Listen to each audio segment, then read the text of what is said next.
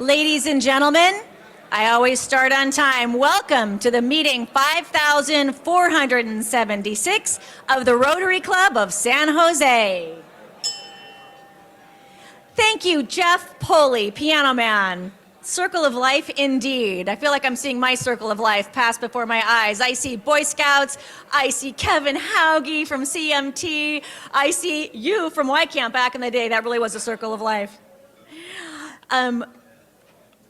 Thank you to our greeting line today, the Fish Committee. The Fish Committee. They work really hard, guys. Yay! There we go. Thank you so much. The greeting line was the Fish Committee, chaired by my pal Todd Schreckau. We'll hear more about that later. Guest introductions with red badges today. We've got red badgers traveling with microphones. We've got Kimberly Mulcahy and Brooke Gadassi. Please introduce yourselves, tell us who your sponsor was, and give us a little fun fact. Are we ready? Okay, I'm Kimberly Mulcahy, and my sponsor is Rod Dirodon. I'm part of the Rod Squad, and super happy today because we've got all these wonderful CMT people here. Wonderful. How about you, Brooke? Hi, Brooke Gadassi. My sponsor is Nicole Leckler. Super happy to be here today. Wonderful to have you. Let's start with Kimberly because she's got some guests. Hi everybody, Matt Robin, Rancho Robin Rescues and auctioneer. I am introducing three of my castmates today from the musical Waitress, which I'm doing at CMT. We have Katie Bond, Smitha Patabandi, did I get it right? Nailed it, never even heard your last name. And Katie Cole. Fantastic. Glad to have you, performers. Who do we have next? All right. Hi. Hi, President Dagmar. Heather. Hello.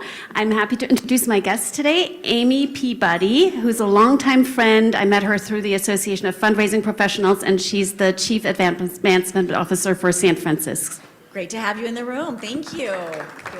Hi, Mary Curtis. President Heather. I am going to introduce a whole table full of our CMT guests, starting with Kevin Hauge and Chris Hauge and Carrie Adams Hapner, Kathy Costanza, Dana Zell, Joey Dipple, wherever he is, and Carlo Epp. I love that grouping of names. Thank you, Mary, for bringing a great group in today. I believe I've got someone on this side of the house. Who's got the next microphone? Let's go quickly. I do. All right, fantastic. Hi, President Heather. Hello. I'm Suzanne Wolf, and you are my sponsor. And I just want to say that I'm proud to introduce my friend Karen Angeluni here, and she is in education with Stanford, and she's also related to our fabulous Rotary Club member Richard. And we're glad to have her here today. Thank you, Suzanne Wolf. Hello, President Heather. Hello. Dave Peterson. This is here. actually My her first time sponsor is here. Amazing Carl Selker. And please, Wait. Hold and on, please wait. tell her this is really where I go on Wednesdays at this time. We will not confirm nor deny. No. I'm not covering for him. It's true. Thank you. All right, sorry, Dave Peterson. And my guest is Carlo Epps. He's the site manager of the longest running gymnastics training facility in San Jose now on Ray Street. So thank you very much for being here. Love having you here. Thank you. Hi, President Heather. Hi, it's Stephanie. Stephanie Belansky Fair, and I am proud to say that I brought my daughter, Camille Fair, to join us. She is in her final semester at Chapman University. Ooh, and I know she's a performer. Glad you're here. Thank you. All right. Hi everyone. I'm visiting from Cupertino Rotary as part of my Red Badge program. My name is Murthy Nayapati, Financial Advisor Classification. Thank you. Glad to be part of here. Really glad to have you. We love visiting Rotarians. Thanks for making time. Hi, Joan. Hi, President Heather. My sponsor here is the lovely Bonnie Brambert, and my guest today is Glenn Perkins. He is actually my executive coach and a couple other coaches in here. So I brought the fish. I just need somebody else to hook him in. Sarju, where are you? Fantastic. Wonderful. Love to see you in here, Glenn. Thank you. Hi, President-elect Matt Breaker. Hello, President Heather. Matt Breaker, Prosecutor DA's office. My guest today is Jennifer Putoff. She's the director of the Children's Advocacy Center, which is where every child in the county who is the victim of child sexual assault or abuse goes to start the investigative process and then receive the support, encouragement, and a whole life-changing process for them. She's in the recruitment stage as well, I must say. Thank you for your service. Wonderful that you're doing that work. Hi, President Heather. Hello, Evgenia. Evgenia Murfield, Scouting America. My sponsor is Mark Lazzarini, and I have with me a dear friend and until recent colleague, Diane Batts. She's now diving into a freelance world of project management and events. Lovely to have you, Diana. I can personally vouch for her, also my former colleague. Great to have you in the room. I think on this side, David Ginsburg.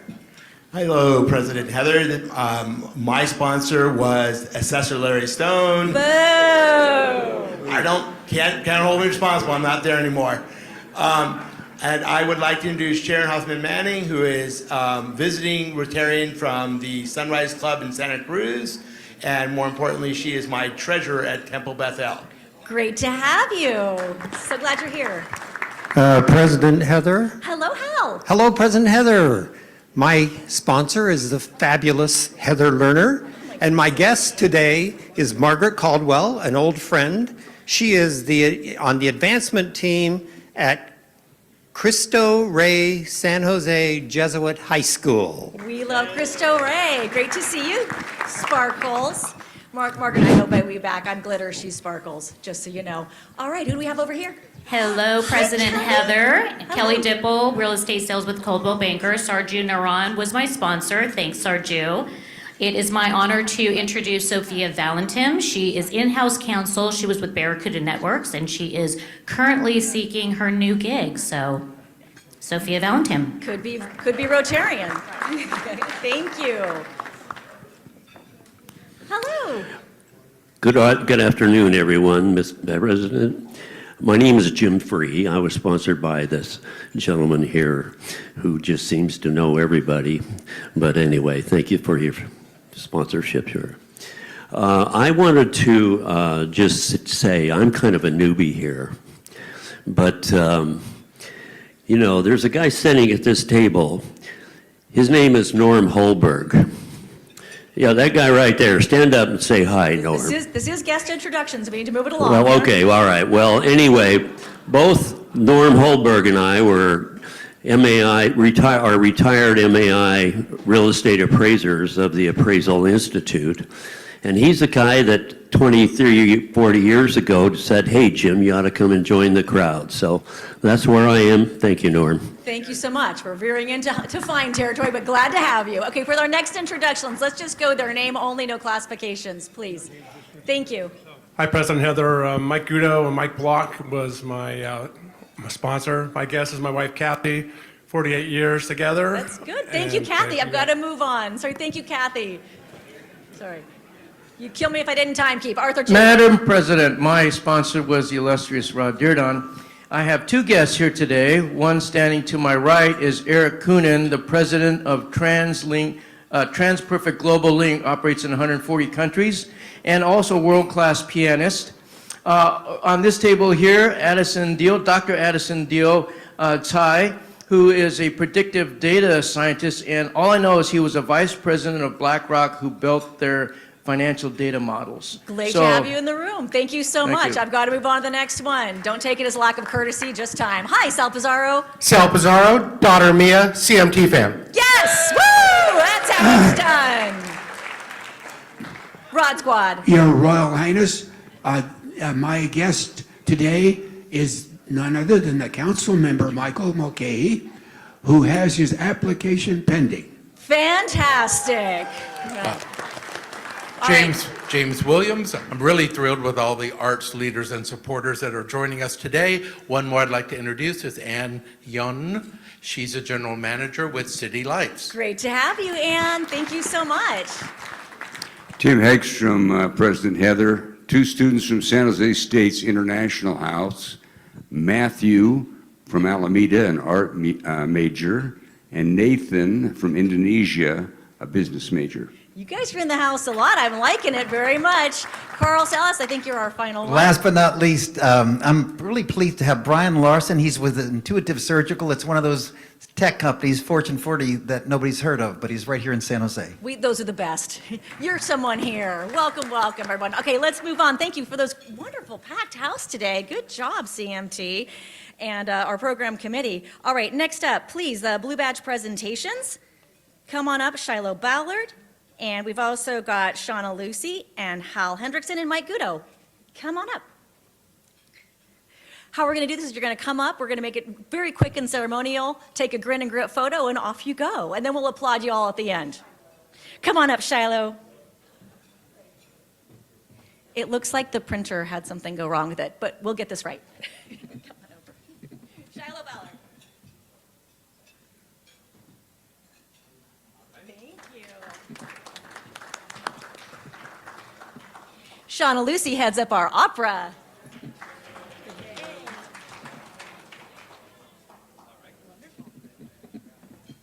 Hal Hendrickson does everything. Oh, you're so nice. Mike Gudo, come on up. Yeah, Mike.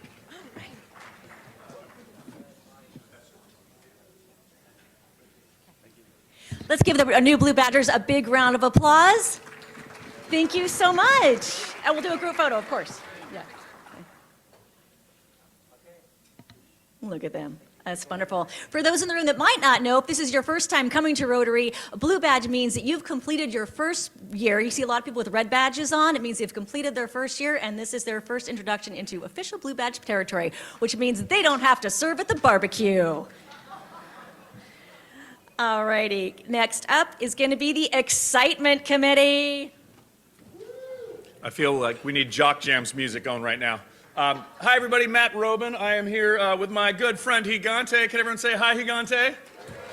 There we go. I'm going to let Ben talk more about what we're really doing here, but I just want to remind you all that one of the items we have at our gala on March 29th, pointed up. I'm getting real subtle hints. Yeah, that good? Better? March 29th at our gala, we are going to have one of the live auction items is going to be throwing out the first pitch at a San Jose Giants game. So if that's something you're interested in, it'll include 4 tickets to the game, as well as a little meal package and a fun swag bag. So please bid. You're going to be supporting the Rotary Foundation and all the wonderful work we do. Ben, take it away. All right, thanks, Matt. Real quick, the other reason we're up here, opening day just around the corner. So a couple of quick things. Number one, we have a special discounted ticket offer. Anybody who wants to come out for opening night, use the code Rotary. Everybody who uses the code Rotary not only will get a discount on tickets, but we're going to give a portion of the ticket proceeds back to the San Jose Rotary Club. So come on out, join us on opening night. The 4th and 5th of July fireworks extravaganzas, courtesy of the San Jose Rotary Club, are back at Excite Ballpark. Everyone who joined us last year had a great time. We're excited to do it again. This time we have a San Jose Giants home game on the 4th of July, and the Rotary Club has the exclusive space down the left field line exclusively for all of you. So more information to come there. Additional information and schedule out on the tables as you exit. Make sure you grab one. And yes, on the 4th of July, Matt Breaker will take his first step as president of the club and throw out a ceremonial first pitch. So you don't want to miss that. All right, thanks everybody. Come on up, Todd Trickell, and tell us about Fish Day.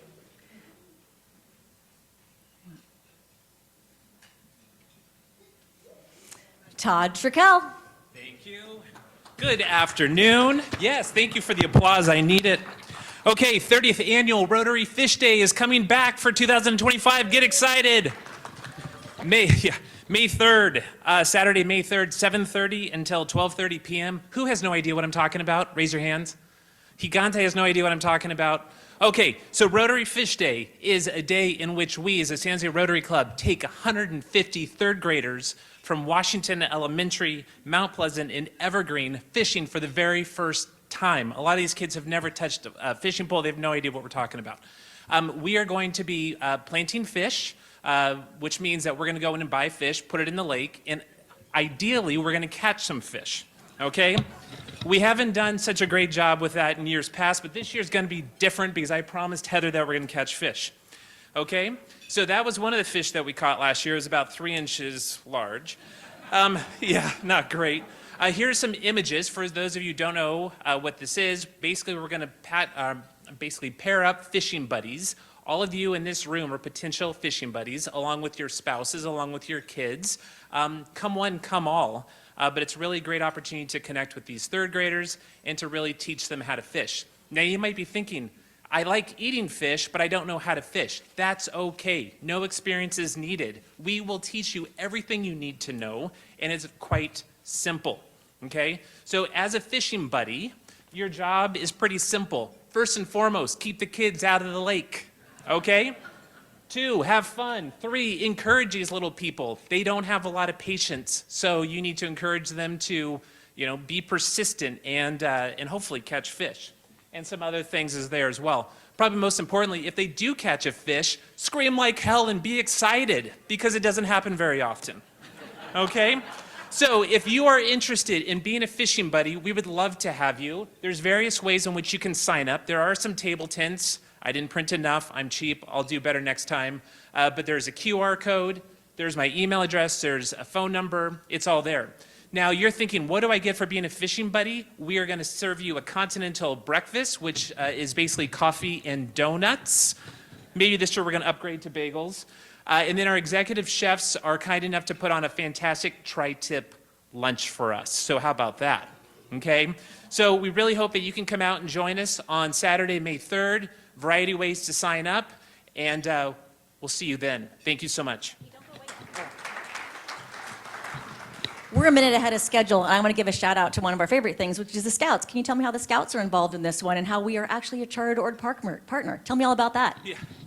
No pressure. Yes, so the Scouts, Sal Pizarro, thank you so much. We're going to be partnering with Sal and the Scouts to come out to help us as well. We have an incredible number of committees that come out and support this event. So Scouts come out, we have the photography committee, we have Los Amigos come out, and just a whole other...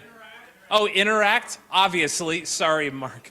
So yes, and then the Scouts have been a wonderful partner of ours, and this year we're really hoping to have even more Scouts out there to volunteer alongside of us. Thank you so much. Yes, thank you. All right, Fish Day. Thank you so much. We look forward to that every year, and heads will fly if you don't catch more fish, Trical. All right, President's time. Let's go through this pretty darn quickly. I want to give a shout out to President-elect Matt Breaker for taking time in a big old weekend at President-elect Training Seminar. I think you're somewhere in this photo here. I want to connect you all the larger thing, which is our district. When you're president, you get about 18 months of training, and part of it includes an entire weekend in a DoubleTree hotel with some just okay food. Thank you, Matt Breaker, for doing that and getting trained up. Thank you. Gala tickets. The Gala committee has let me know that today is the final day. They're being so flexible on this one. You can actually get a ticket if you haven't gotten your ticket yet. Today is the final day. This QR code, this is for anyone. If you're someone like Daniel over there who's volunteering at his kid's school and talking during my meeting right now with his dad, really odd. They didn't even notice. But anyway, if they're still nothing. That's what $100 fine is for, folks. Bill that to them. See, they still don't even know. He has no clue. You could go ahead and scan this QR code, and you can participate in the silent auction, even if you're unable to attend. Most of you are attending. We've already talked about what you're wearing. I can't wait to see y'all. But please, I'm leaving this up for another 30 seconds or so you can scan that and bid often. Nancy Williams, who's been in charge of this, says she's just added 10 more items as of today, so this will keep adding more and more items. Thank you for your support. We're going to raise over $200,000 that go to community grants. All right, there's the Kaleidofet ticket scan. And now I'd like to bring up my friend, Mary Curtis, for our guest introduction of my friend, Kevin.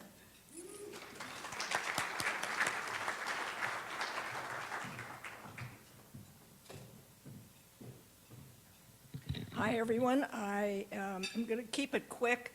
I hope you'll read the bio that's in this week's bulletin, because I'm not going to give you those details. It is my honor to introduce my friend Kevin Hauge. He has touched the lives of many people in our community and quite a few of you in this room. I'm honored to call him my friend. I believe he's one of the crown jewels in our community. Kevin.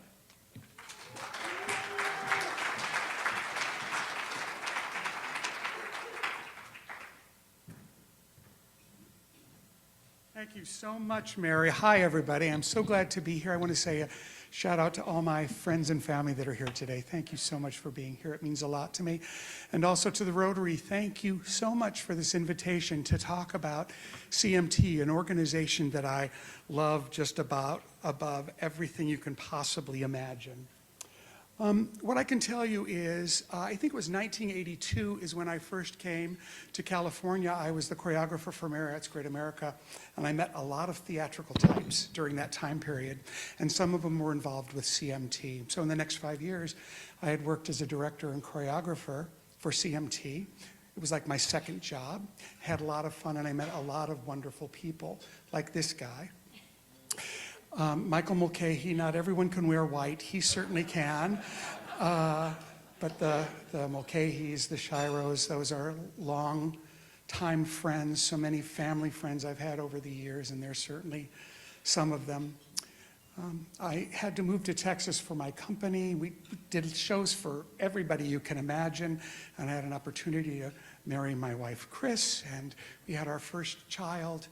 And lo and behold, it was 1994, I think, and Michael was then the executive director. He'd grown up quite a bit, and he was in a bind because they needed someone to come and fill in for a director that had dropped out at the last moment. I said I didn't know how that was ever going to happen. We were just so busy.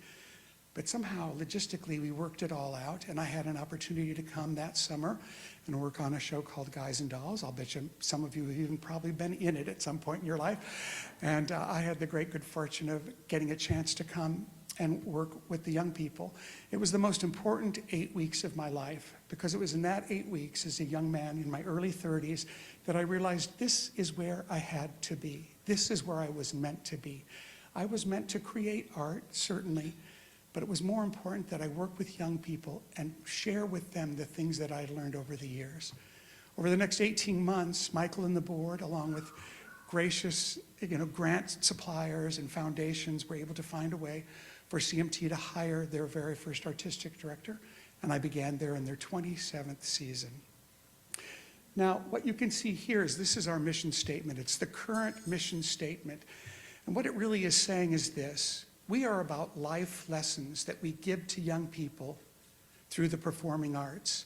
Life lessons like, being on time and being prepared and time management. What kids are great at that. They have to practice it, or working together as a group, or learning how to compromise. These are all the important life lessons. Will you learn how to tap dance? Probably. Will you learn how to sing? Hopefully. But the fact is those are secondary to the fact that we want you to use these universal life lessons in your future. It's true. We have lots of kids that have gone on to be on Broadway or national tours. We have a Tony Award winner. We have young people that are movie stars, that are on TV, full feature film directors. We have it all. We say bravo to them and are proud of them, but we are equally proud of our architects, our lawyers, our teachers, our nurses, our mothers, our fathers, the people that have taken those universal life lessons and pushed forward in life. Did you know that CMT has a place for every person that wants to participate? I don't know if you knew that, but regardless of whether you can afford it, or whether you can get there, or whether you have a disability, no matter what your gender is, no matter what your situation is, we have a place for you at CMT. You are a part of our family, and we are offering you an authentic place to be who you are. I know, right? Clap loud for that. I knew that would be your reaction. That was my first reaction too, and my second reaction was those shows cannot be very good. Yeah, I get it. I get it, I get it, I get it. That was my philosophy too. I was like, how is that even possible, right? But then you sort of become a part of the culture, and as you're being asked to say, let's build the business, you have to say to yourself, nobody wants to be in a club that isn't great, right? Which leads us to this. This is the puzzle. This is what has kept me going all these years. This is what keeps it interesting each and every day. There is a way to take kids and expect the absolute most out of them so that they are able to learn how to walk the tightrope between inclusivity and excellence. It is possible. And that's why it was about 20 years ago that we all got together, the board of directors, on a Saturday afternoon. I believe people in this room were definitely involved in that. And we reworked the vision statement to include this part here where we're talking about set and achieve high artistic and personal goals. It is certainly a hallmark of the work that we do at CMT. It's not good enough just to do it. You have to do it great, or it's not worth doing. So this is the way we're going to do it. We're going to lead the way to excellence by being the first. Over many years, we have been able to cultivate relationships with the rental houses in New York, trying to find a way to bring to San Jose shows before anybody has a chance to do them. Through our relationships with them, going to New York, meeting with them, you know, whatever it takes, showing them tapes of work that we've done. It's a way we've tried to get their confidence. And over the years, we were able to achieve it, which means they were going to offer us shows before they offered them to anybody else. That's how we got to do shows like Aida when it first was, I think it had closed 2 weeks before, and we were in the rehearsal hall the next week bringing that show to life before anybody else had done it. When you're offered a show like Les Miserables as the very first group anywhere to have a chance to do it, you have to have some trepidation. I mean, don't you need a revolving stage? For us, the answer is yes, and we built one. Or one of my favorite stories around this idea of being the first is we were so lucky to be offered Billy Elliot. How many of you have seen either the musical or the movie? You guys have seen that before? Yeah. It's the story of a 10-year-old boy who's a remarkable ballet dancer. We jumped at the chance to do it without knowing how are we going to find that kid? Where is that kid going to come from, right? But we definitely have believed, you know, that field of dreams idea, if you build it, they will come. It's happened for us time and time again, and it certainly did in this show when this little 10-year-old, Matty Dean, walks through the door. We didn't know him at all. His mom had a dance studio. He loved gymnastics. He'd never sang. He had never acted before. We put him through his paces. We took a chance on the kid. He was a star like you have never seen before in this 2-hour production. He was so good that he and his father hit the road for the next 14 months as he played the role of Billy Elliot across the country in professional productions of Billy Elliot. We also have to be singular. That's how we lead the way, put things forward that nobody else has seen. We have few partners as wonderful as Disney Theatricals. They are very good to us. They believe in what we're doing, even to the fact that they use us sometimes as a way to use us as a lab. Here's a show we're not really doing anymore. Could you rewrite it? We took 6 months to rewrite it, 4 weeks to rehearse it, and ran it to sold-out crowds, a musical called When You Wish.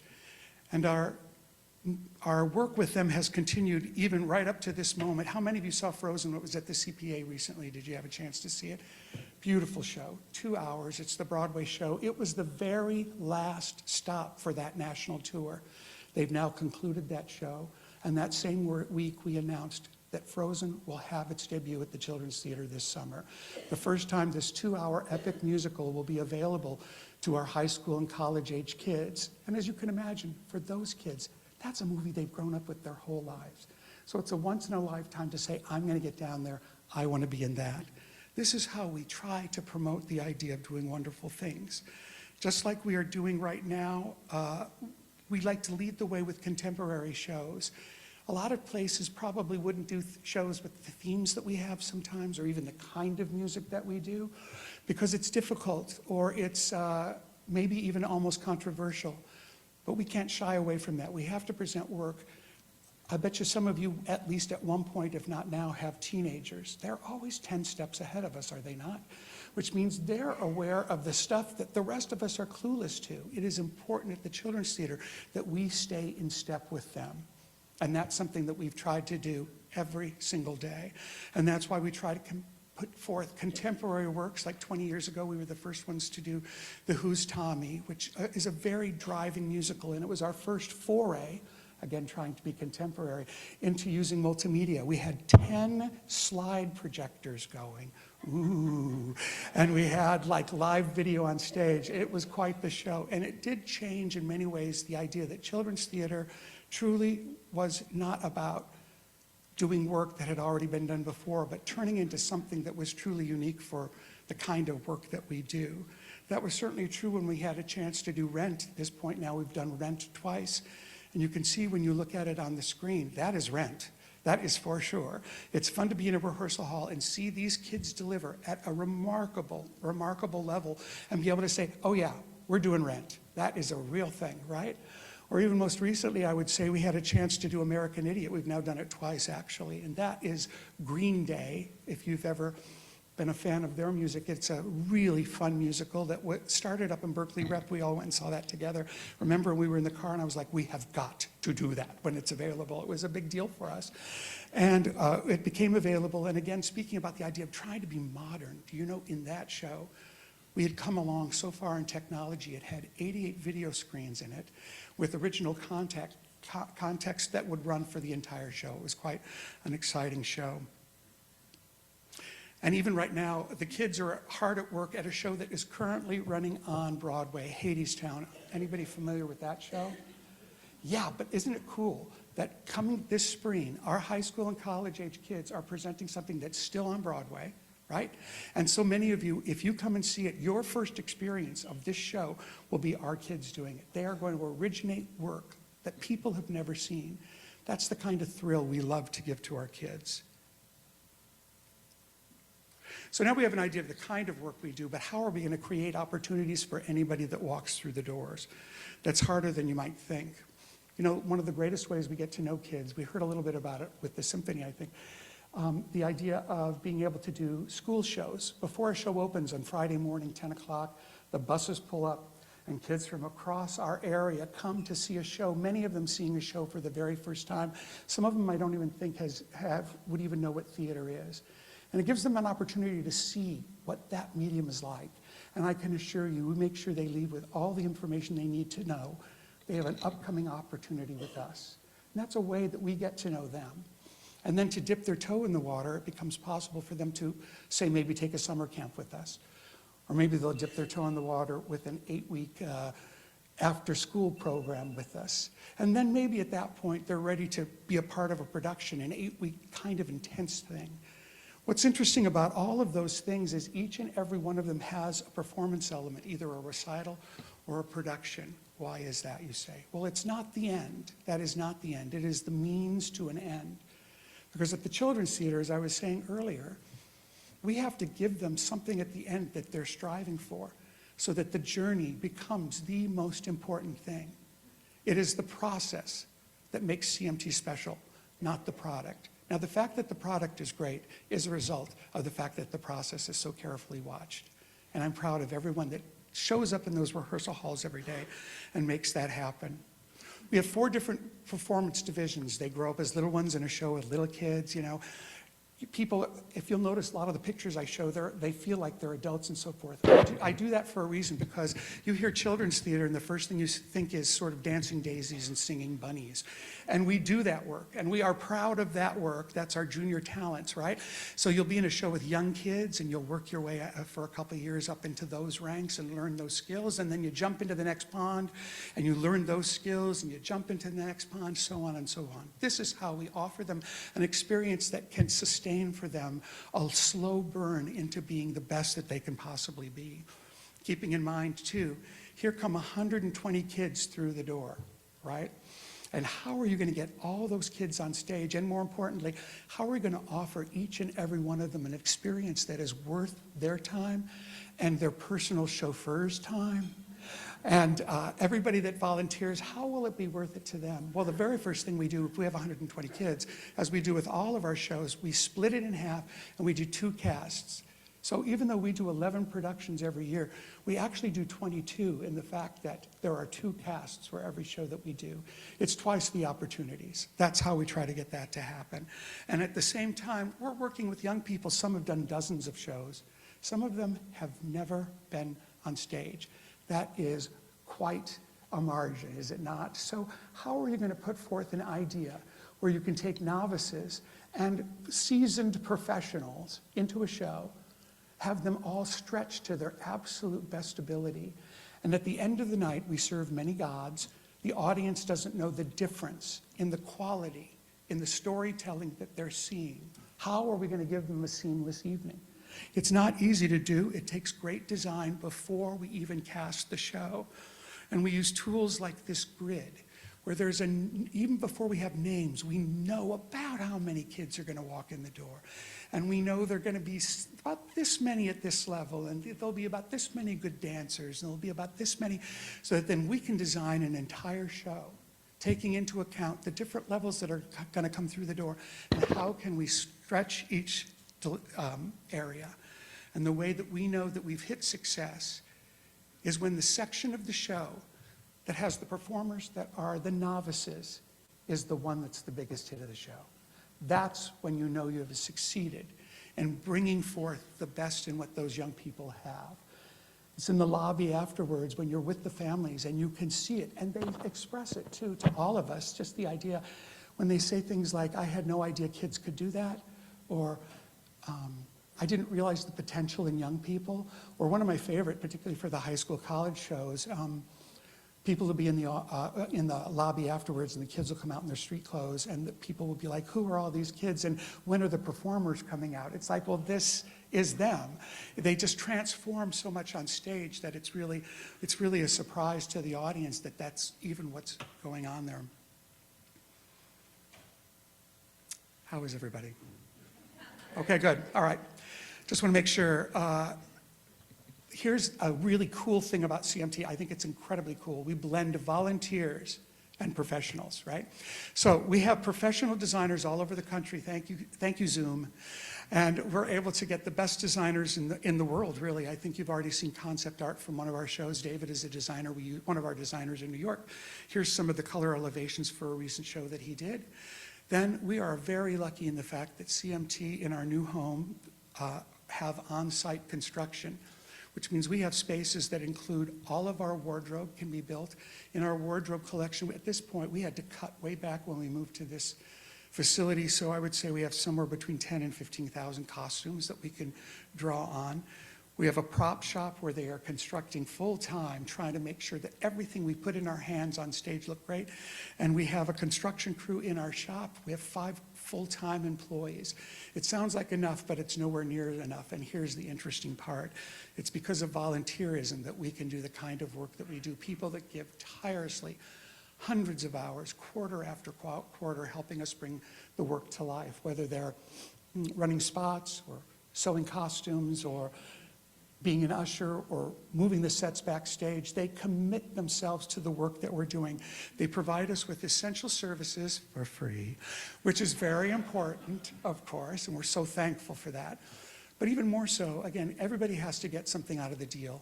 We call it the Children's Musical Theater, but in some ways I think it should be called the Family Theater, because it's really trying to find a home for the entire family.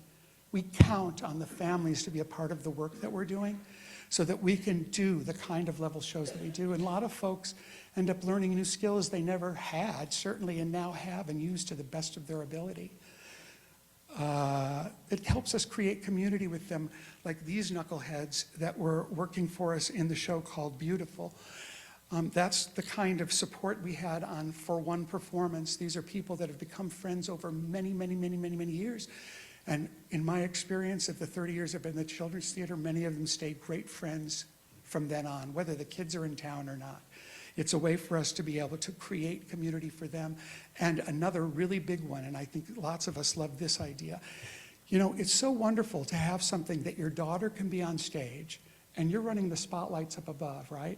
You're contributing to the same piece, to the same idea, but you're not in each other's faces, if you know what I'm saying. But those rare times you get to sit down at a dinner table, it means you have the opportunity to look across to somebody that is your child and have a shared experience you'll have the rest of your life. This is the kind of differences we're making, not just for the kids, but for the families as well.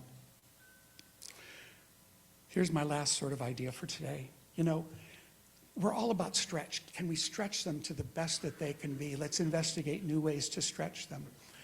I think we can stretch them if we inspire them, if we show them how far they can go, then their path to achievement is even greater. And that's one of the reasons that we created Marquee Productions. Marquee Productions is the 4th division of CMT. It's working actors and alumni who come back twice a year. And we put together a show. It rehearses for 4 weeks, runs for 2 weeks. It's really a fundraiser. People fly in from all over the country, New York, Florida, Texas, Los Angeles, wherever they may be, because they want to contribute to the project because they believe in what CMT did for them and will do for others. They come in for 4 weeks and we rehearse. It gives us a chance to put very high quality work on the stage. It gives our kids a chance to aspire to even more greatness. And also, a lot of times there are mentors that work with our kids on a daily basis that show up in those shows. And so you can imagine how that motivates a kid to say, oh, I so much better understand who that person is. And most importantly, at the end of every performance, there is a stage ask where we ask the audience to give just a little bit more, like the cast has done. We're right in the middle of rehearsals for our next CMT marquee production. It's called Waitress. Here again is a design that was done by David for us. Have any of you seen the musical Waitress? How many of you have seen it in this area? Exactly. Right, we are the first for sure. It's a Sarah Bareilles musical. The music is remarkable. It's retelling the movie that was made, I think, somewhere in the 2000s. It's called Waitress. Clever. How do they do it? And I have brought 3 of the performers from that production to come and join us. Come on up, you guys. And these are, I'll tell you, we already met them, but for instance, this first one right here, this is Katie. And Katie has been with us for a while, and if you've seen any of the work we do, maybe you've seen her play Mary Poppins for us in the past, but she is playing one of the waitresses in this. She's a perfect example of someone that is actually a director and choreographer, and I can't wait for the kids to see her in this work that she's doing. Right here, this is Smitha, and Smitha started working with us, what, about 7 years ago, something like that? 8 years ago. She now lives in Los Angeles, but she felt it was important to come and be a part of this production because she knows what it's done for her, and I think I can speak for her when I say her lifelong friends have now become a part of this work. And lastly, I would say, Katie too, she is here from Los Angeles. Katie grew up here, and Katie is one of those people that started with me 30 years ago and is now back to do my very last marquee show with us. We're so glad to have all 3 of you.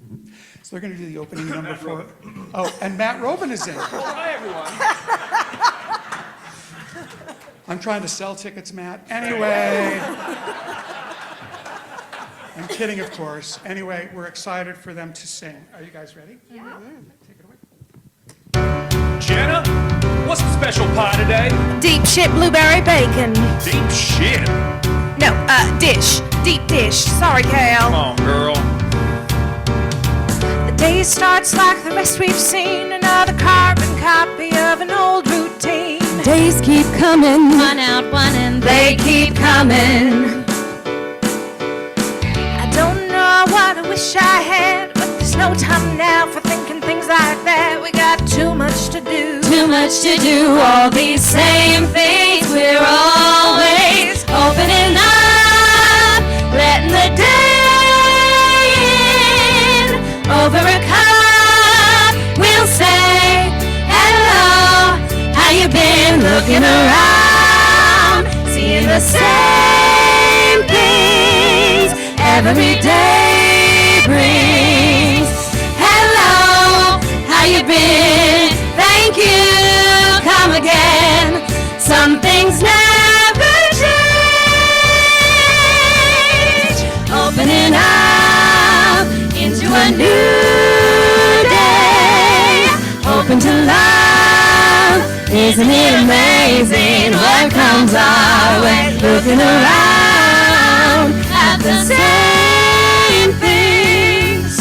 All of them changing, 'cause everything does. Life's rearranging, and we're opening up to what's inside of, what's inside of love,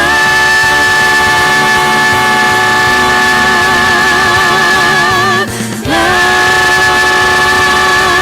Sugar, butter, flour.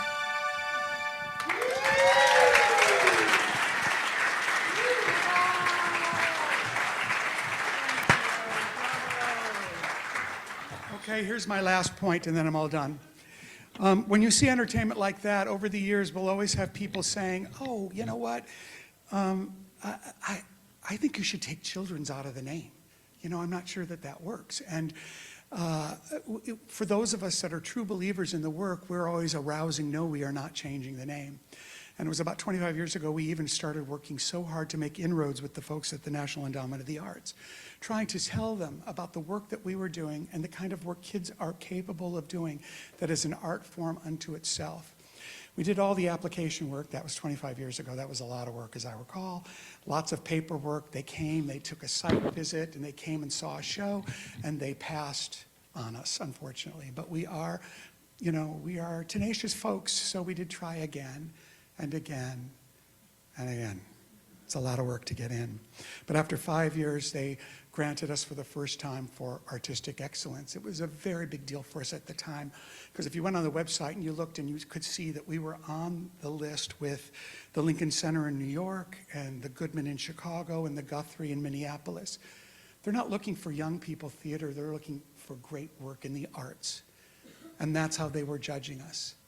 So there was our theater right there along with those names. And that's what I always try to impress upon the young people at our theater, is that they are representing the entire country for what young people in theater can be. I was saying earlier, like 30 years ago, how I had that epiphany about the idea of saying, oh, I think I can really help these kids. But anybody that's been in the room with that group of folks at CMT knows it's the kids that helped me. They have given me energy and purpose and an interest in life like I never thought I could have. And I really count my days till I'll be done. But I know that the next days for the Children's Theater are going to be remarkable, and I can't wait to see what they do. Thank you all so much for having me here today.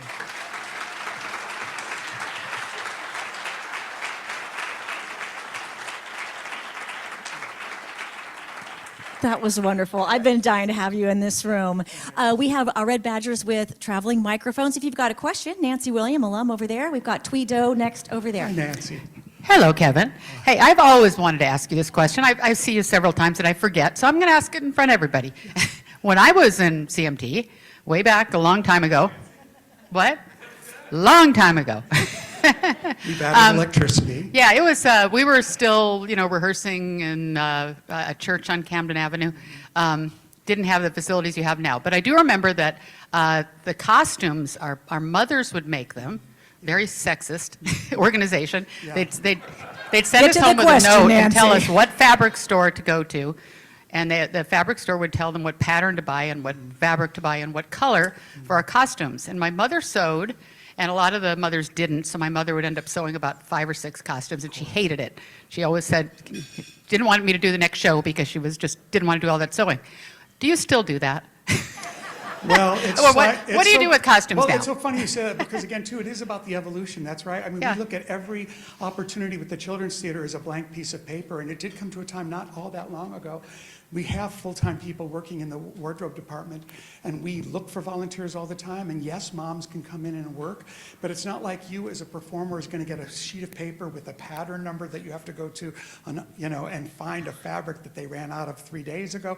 It's nothing like that anymore. It's all done in-house, and that kind of work has been figured into the tuition that the kids pay. So that's how that happens. Thanks for asking that.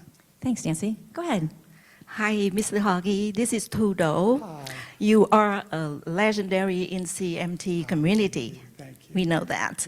My daughter participated in CMT when she was 9 years old and until she was 14, so almost 6 years, from 2008 to 2014. She performed in 14 shows. And among those 14 shows, she had a lead role in 3 shows. And in those years, she was one of the very few Asian girls in the CMT community. I remember there are 3 Asians among the hundreds of children. And overall, we had very good experience. She enjoyed it very much. But there were times that she was very disappointed, and I was upset as well, because we knew exactly which directors would never cast her for any lead role. We kind of knew, but we chose to move forward and took those moments as our life lessons. Yes. then in 2020, we received a newsletter from CMT about discussions on racial tensions in CMT.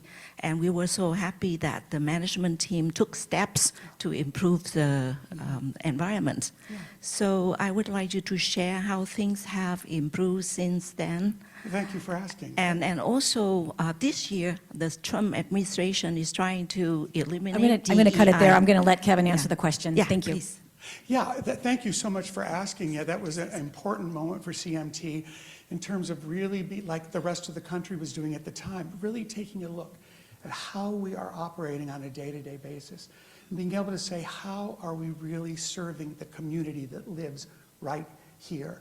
Are we certainly, if you come to a CMT show right now, you will see our community reflected full-fold on our stages. Very different than what you've just described, which is wonderful. But having said that, Mr. Hauge. I need to go on to the next question, please.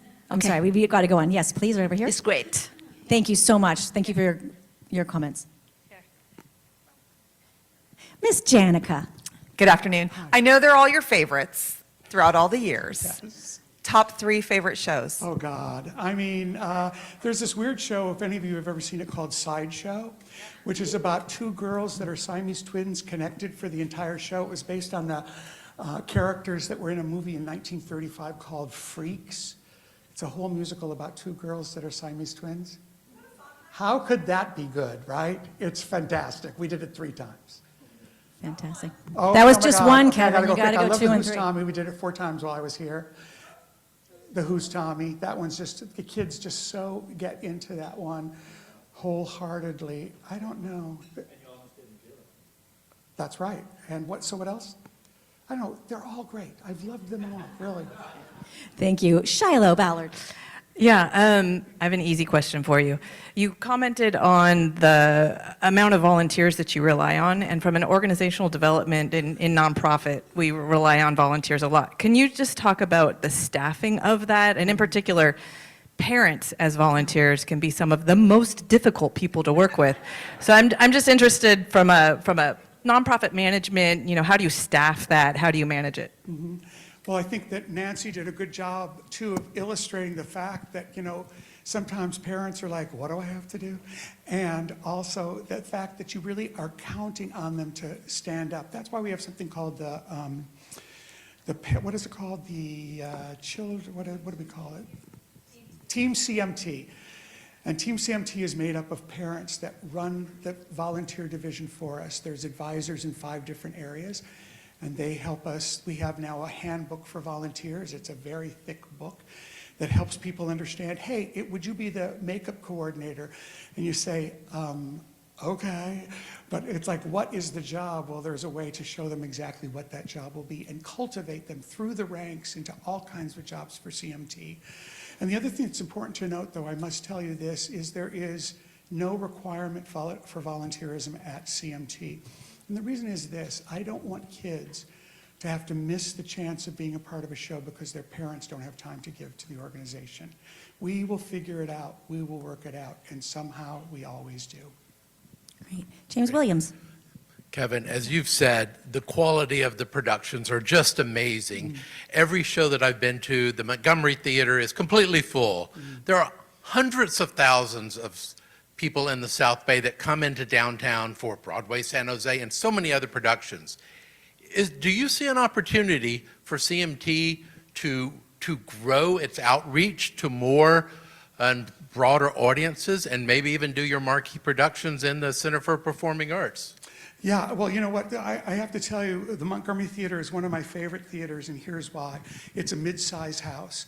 It's 500 seats, which for us, that means if we think we can sell 5,000 tickets, that means we can do 10 shows. Well, selling 5,000 tickets at the CPA is not as many shows. We want to make sure we have the opportunities to bring the work.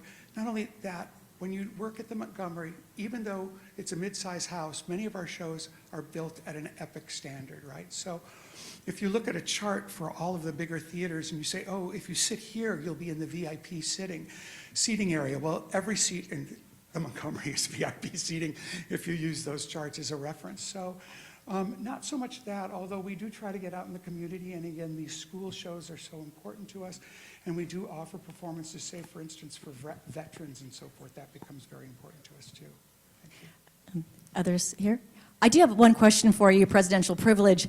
I get so tired of the nonprofits being maligned. Can we talk about what an economic driver powerhouse CMT is? You talked about all the feet on the street, the restaurants, the bill I got from Noah, from McCormick and Schmick's.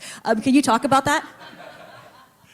Well, when COVID hit for all of us, that was a tough time. That was really difficult. And of course, right at that time is when CMT found out that we had to move out of the building that we'd been in for 20, 25 years, and the help of foundations and a remarkable 2 people running the chairing of our committee, we were able to raise $2 million to get us into the building that we currently are in. I don't know of any organization that could raise $2 million during COVID. That just blows my mind still that even happened. But it was the hard work of remarkable people that made that possible for CMT and why we continue today.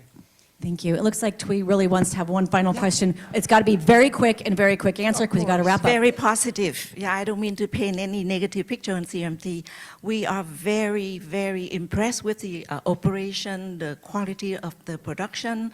And yesterday, my daughter, who is a very young, active lawyer now, and still her mother, and I'm less shy, but she still remembers those moments. But when I asked her, if you have children, will you send your children to CMT? She said, yes, definitely. So we still think very highly about CMT operation and the purpose. So thank you for doing that.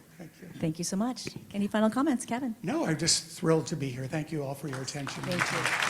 Thanks, Heather. I've got a gift for you. Stick around to do a little photo. Kevin, oh, stick around for just one moment. We got to do a little photo, of course. Get on up here with your Diet Coke, which is my favorite of your trademarks. We have made a gift in your name to the Dancing Cat Lounge here in San Jose. Isn't that nice? And then, of course, I always like to highlight our valley's agricultural heritage. So we have these beautiful, heart-healthy Chandler walnuts for you as our parting gift. Come on, let's take a photo.